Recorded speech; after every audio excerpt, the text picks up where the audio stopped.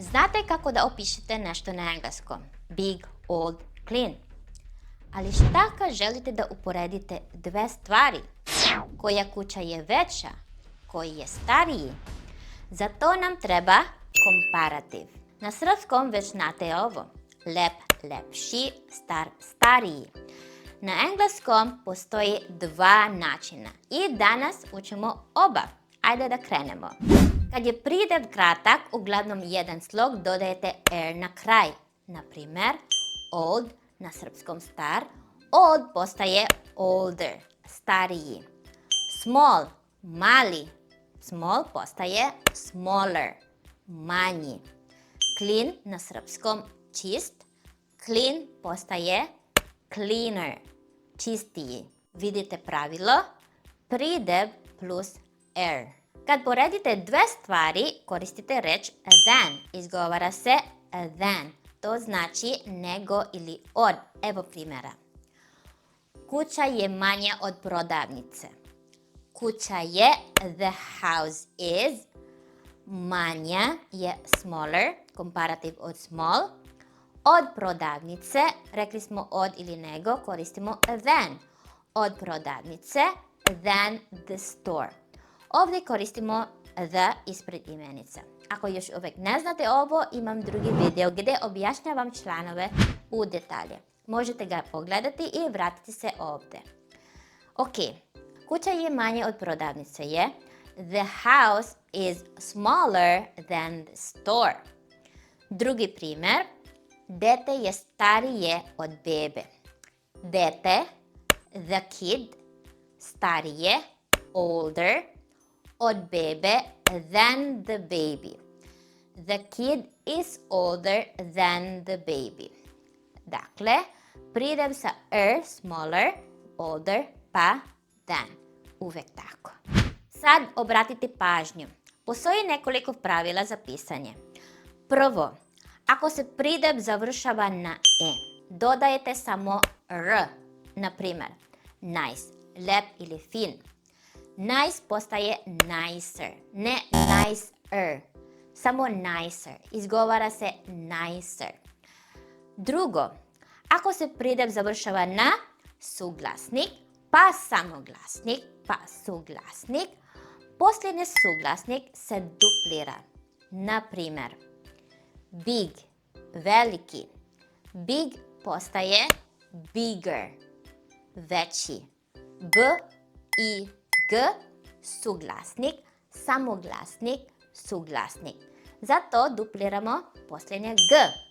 Drugi primjer, hot, na srpskom vruć.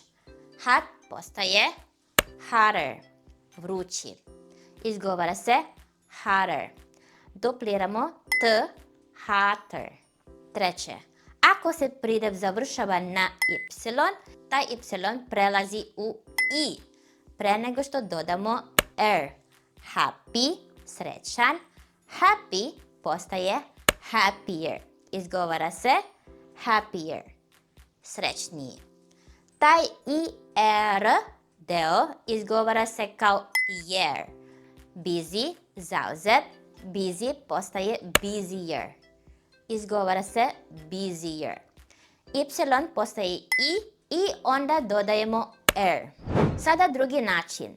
Za duge prideve, oni sa dva ili više slogova, ne dodajemo er. Umjesto toga stavimo reč more ispred prideva. More znači više. Izgovara se more. Pridev ostaje kako jeste, ne menjate ništa u njemu. Samo dodate more ispred. Primjeri. Expensive, skup. Expensive postaje more expensive, skuplji. Beautiful, na srpskom lep. Beautiful postaje more beautiful, lepši. Important, važan. Important postaje more important, važniji. Pridev ostaje isti, samo dodajete more ispred. Ajde da vidimo kako ovo izgleda u rečenicama. I ovdje koristimo than za poređenje, isto kao kod kratkih prideva. Zgrada je skuplja od kuće. A zgrada je the building is skuplja more expensive od kuće than the house. The building is more expensive than the house. Drugi primjer, selo je lepše od grada. Selo je, the village is, lepše, more beautiful, od grada than the city. The village is more beautiful than the city. Isti princip, more plus pridev plus than. I na kraju izuzeci. Nekoliko prideva ne prate nijedno pravilo. Morate ih naučiti napamet. Ali nema ih mnogo. Najvažnije su good, dobar. Good postaje better, izgovara se better, bolji. Bad, loš. Bad postaje worst, izgovara se worst. Usta su malo otvorena, jezik je u sredini, opušten. Zvuk je negde između A i E, kao kad kažete R, ali bez jednog R. Probajte. Worse, worse, gori. Primjeri. Kuća je bolja od zgrade.